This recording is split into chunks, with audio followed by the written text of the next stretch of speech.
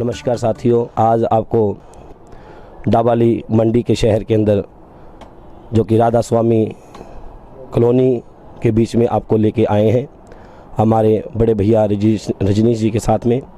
और ये जो आप देख रहे हैं, ये जो माँ का एक मंदिर है, जो घर है, छोटा सा मंदिर है जिसके अंदर माँ कंजक रूप के अंदर रहती थी, जिन्होंने अपने बचपन से ही माँ की भक्ति करते हुए माँ के चरणों में बिताई। और ये छोटा सा जो दरबार है, इस दरबार को आप देख रहे हैं।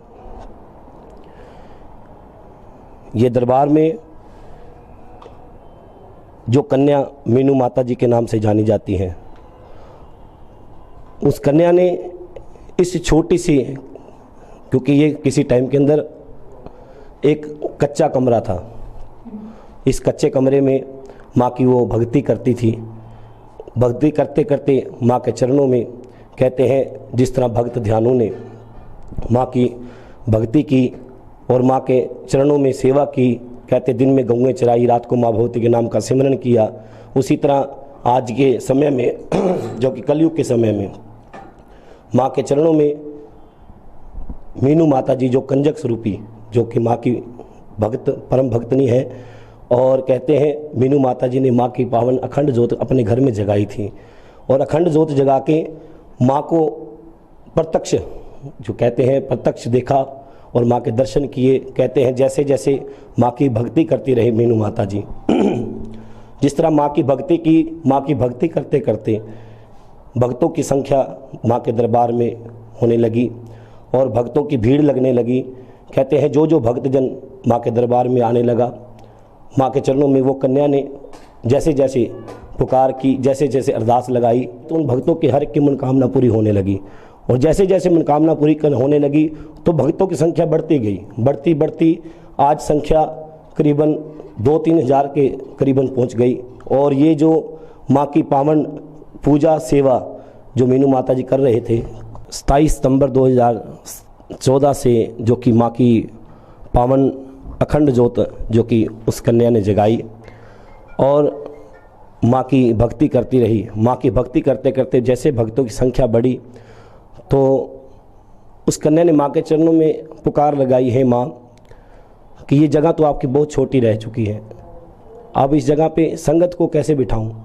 और माँ ने ऐसी असीम कृपा की कि उस जगह को माँ ने और बढ़ाया और उस जगह को आपको दिखाने के लिए जा रहे हैं, जहाँ पे माँ की पावन अखंड ज्योत इस जगह से बढ़ कर के आगे गई। और आइए वो जगह ये है जहाँ पे माँ का वो छोटा सा दरबार और बड़ा दरबार बना और यहाँ पर भक्तों की भीड़ होने लगी।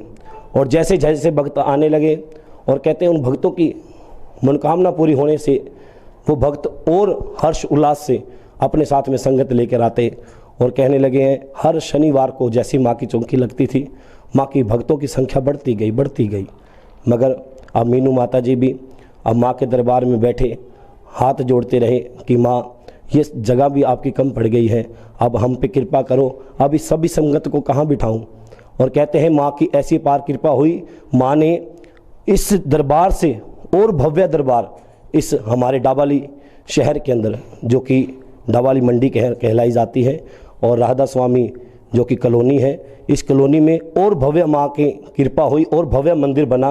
और वो मंदिर की और भी आपको लेकर चलते हैं। वो जो भव्य मंदिर माँ ने बनाया है, ये प्रत्यक्ष प्रमाण है इस जगह का, इस डाबाली शहर का और वो कंजक की भक्ति का। और आइए उस दरबार में आपको ले चलते हैं। और देखिए दोस्तों, ये वो भव्य मंदिर है जहाँ माँ की असीम कृपा हुई है भक्तों के ऊपर।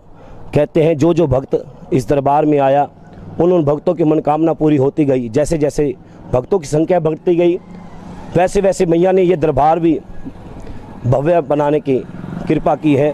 और ये देखिए, ये वो भव्य दरबार है जहाँ पर भक्तों की भीड़ लगती है और हर साल माँ की महिमा का गुणगान होता है। और हर शनिवार की माँ की पावन चौकी होती है, जहाँ पर बड़ी उल्लास से भक्तजन माँ के चरणों में माँ के दर्शन पाने के लिए आते हैं। आइए माँ के मंदिर में ले चलते हैं आप सभी को।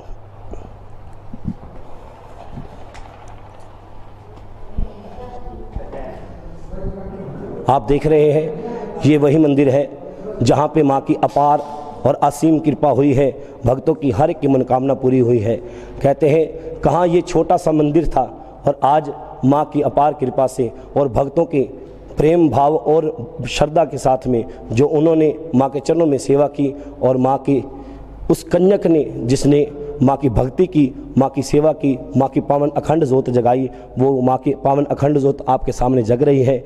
और यही माँ है जिसने आज इस परिवार के ऊपर अपनी कृपा की है। साक्षात माँ आप खुद आकर इस घर में विराजमान हुई है और माँ ने इतना भव्य मंदिर अपना यहाँ पे बनाया है, इतना सुंदर आशियाना बनाया है माँ ने रहने के लिए। और ये देख रहे हैं आप, ये माँ का वो प्यारा सा मंदिर है और ये साथ में माँ का शयन कक्ष और ये वो शिवालय बनाया है, बहुत प्यारा शिवालय बनाया है शिव शंकर भोलेनाथ जी का।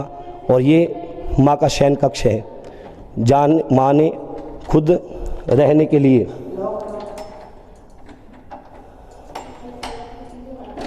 यहाँ पे रात के समय मैया साक्षात अपने कमरे में आराम करती हैं।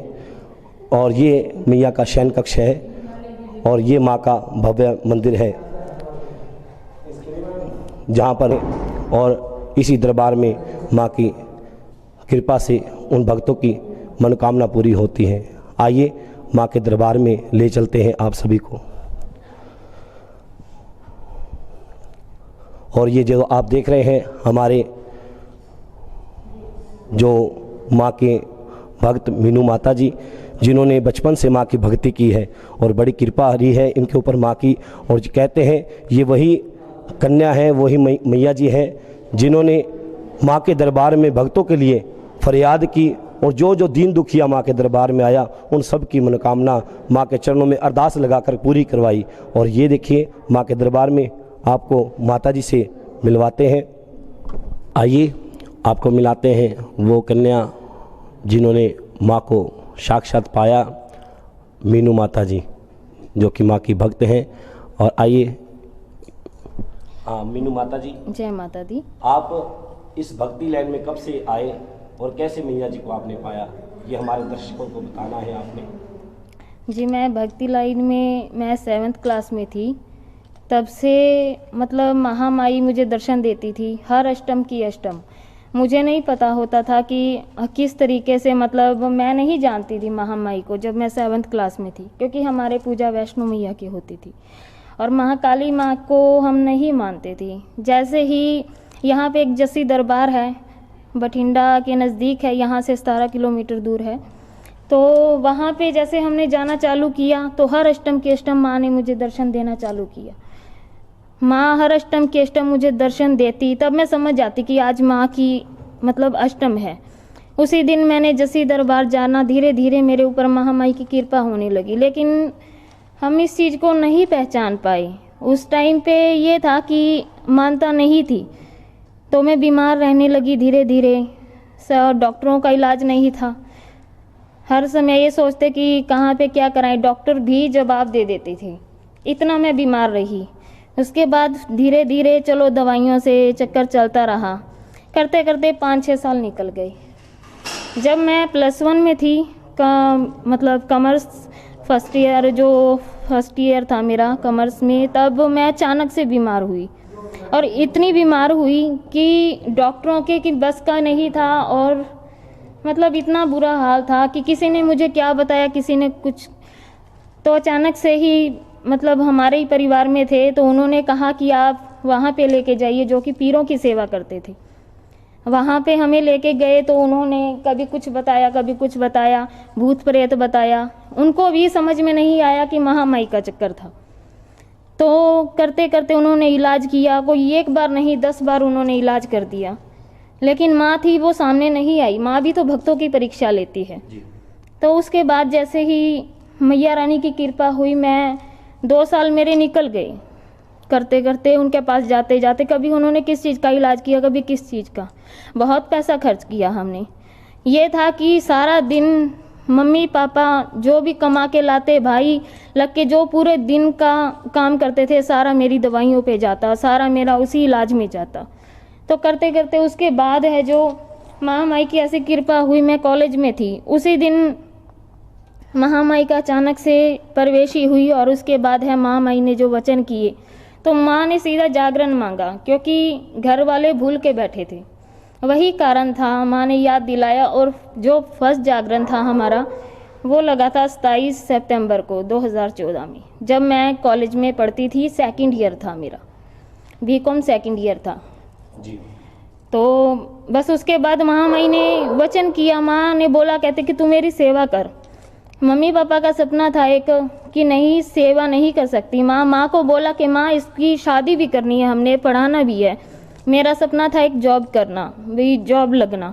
उसके बाद माँ नहीं मानी। माँ ने बोला कि नहीं ये बच्ची मेरी है, मेरी ही सेवा करेगी। तो उसके बाद जैसे जैसे दिन निकलते रहे, हर बार कुछ ना कुछ माँ ने चांस दिखाना चालू कर दिया, कभी कुछ। घर में क्लेश, बुरा हाल। फिर भी माँ ने बोला, कहते कि नहीं तू मेरी सेवा करेगी, मेरी भक्ति लाइन में आ जा। फिर भी मैं पीछे कर हटती रही कि नहीं माँ मैं नहीं कर सकती, मुझे जॉब लगना है। स्टडी करती रही। उसके बाद मैंने जैसे ही बैंक की कोचिंग ली, उससे पहले है जो मैंने माँ को पीछे करवा दिया। काफ़ी भगत थे, उन्होंने बोला कि नहीं सेवा नहीं, इसकी शादी भी करनी है बच्ची की। तो माँ कहती मुझे पीछे मत करवा, नहीं तो खून की नदियाँ चला दूंगी। और वैसा ही हुआ, जैसा माँ ने कहा वैसा ही हुआ। यहाँ तक तो इतना बुरा हाल हुआ कि जो मेरे पापा थे उनको हार्ट अटैक भी हुआ। सिर्फ डॉक्टर ने 10 मिनट का टाइम दिया और बोला उन्होंने कि आपके पास 10 मिनट का टाइम है। माँ साक्षात आके माँ ने बोला, कहते कि सिर्फ 10 मिनट का टाइम है, या तो हाँ कर दे या ना कर दे। सिर्फ एक वही रीज़न था मेरा, सिर्फ एक अपने परिवार के लिए जो था। माँ ने बोला, कहते अगर अपने परिवार को सुरक्षित चाहती है तो मेरी सेवा लाइन में आ जा, तेरी शादी नहीं हो सकती। तो उसी चीज़ को मैंने अपना के मैंने बोला ठीक है माँ, तेरी गद्दी लूँगी, तेरी चौकी लूँगी, तेरी सेवा करूँगी और तू मेरे परिवार को बचा के रख। तभी मैंने जैसे ही महामाई की अरदास की, डॉक्टर ने इतना खर्चा बताया था कि अरेंज करना बहुत मुश्किल था। जैसे ही माँ की अरदास लगाई, माँ के लिए चौकी की मैंने हाँ की, हाँ करते ही 10 मिनट में हमें ये नहीं पता लगा कि कहाँ से कैसे हाँ हुई है पैसों की। और उसके बाद माँ ने कहा कि अब मेरी चौकी लगेगी। तब मैंने चौकी का है जो 3 मार्च और 2017 में चौकी का है जो किया। जी माता जी, वैसे तो आपने माँ की सच्चे दिल से भक्ति की और माँ ने आपको प्रत्यक्ष प्रमाण भी दिखाया है। और कहते हैं जैसे आपने माँ की भक्ति की, भक्तों के ऊपर भी कृपा हुई है। और वो भक्त जो आप इस दरबार में आते हैं, हमने सुना है कि उन सब की मनोकामना पूरी होती है। और जैसे माँ ने ये प्रत्यक्ष प्रमाण दिखाया कि कहाँ ये छोटा सा कच्चा मकान के अंदर आप माँ की भक्ति कर रहे थे, उस कच्चे कमरे के अंदर जहाँ पे माँ की पावन अखंड ज्योत जगाई, आपने सच्चे दिल से माँ की सेवा की। कहते हैं जिस तरह पुराने समय में भक्त ध्यानों ने माँ की भक्ति की थी, माँ की भक्ति करते हुए माँ ने भक्त ध्यानों को आशीर्वाद दिया था कि भक्त जब जब तू मुझे पुकार करेगा, जब जब तू मुझे याद करेगा, मैं तेरे पल पल सहाई रहूँगी। उसी तरह माँ ने आपको भी ये जो आशीर्वाद दिया है, आप पे कृपा की है। और आप जिस भक्त के लिए पुकार करते हो, अरदास लगाते हो, उन सब की मनोकामना भी पूरी होती है इस दरबार में आने से।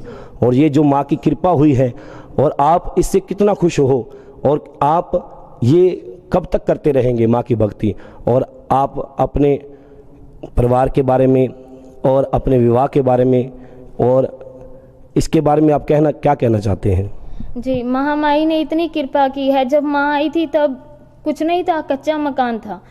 लोग कहते हैं कि माँ कच्चे मकान में नहीं आती है, लेकिन कहते हैं महामाई जब भी आती है विराजमान होती है, एक छोटी सी कुटिया में विराजमान होती है। उसी कुटिया को महामाई बड़ा करती है और माँ महल बना देती है। वही काम है जो महामाई ने किया। आपने शायद पुरानी वीडियोस, यूट्यूब पे चैनल चलता है, पुरानी वीडियोस देखी होगी, उसमें महामाई का छोटा सा दरबार था। छोटे से माँ ने बड़ा किया, बड़े से आज महामाई ने इतना बड़ा किया है कि आराम से जो संगत है बैठ सकती है। पहले इतनी संगत होती थी कि गली में संगत खड़ी रहती थी, भरी दोपहरी भरी ठंड के अंदर। आज महामाई ने साक्षात प्रमाण दे दिया। और जो लोग बोलते हैं उनको भी कि महामाई है, साक्षात महामाई है, क्योंकि महामाई का चमत्कार मैंने और जो दरबार में संगत आती है उनका देखा है, और उन्होंने भी दरबार का जो है साक्षात चमत्कार देखा है। ये नहीं है कि यहाँ पे कोई झूठ है, कुछ नहीं। महामाई को कहते हैं जो सच्चे मन से अरदास लगाएगा, महामाई उनकी अरदास जरूर पूरा करती है, चाहे कोई भी अरदास हो।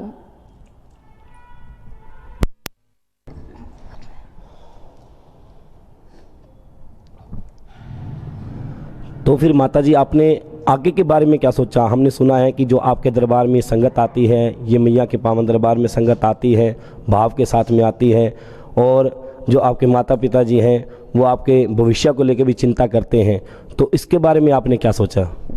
जी, भविष्य के बारे में ये है, देखो जब यहाँ तक महामाई के चरणों में हूँ तो आगे भी।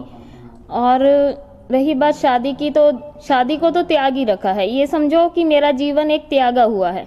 हाँ, महामाई की भक्ति में बैठी हूँ तो हमेशा यहीं पे रहूँगी। तो देखिए, ये वही कन्या है जिन्होंने माँ के चरणों में अपना तन मन धन सब कुछ अर्पण कर दिया है, और माता पिता की भी चिंता है, मगर उनकी चिंता को ना देखते हुए माँ की भक्ति में लीन है।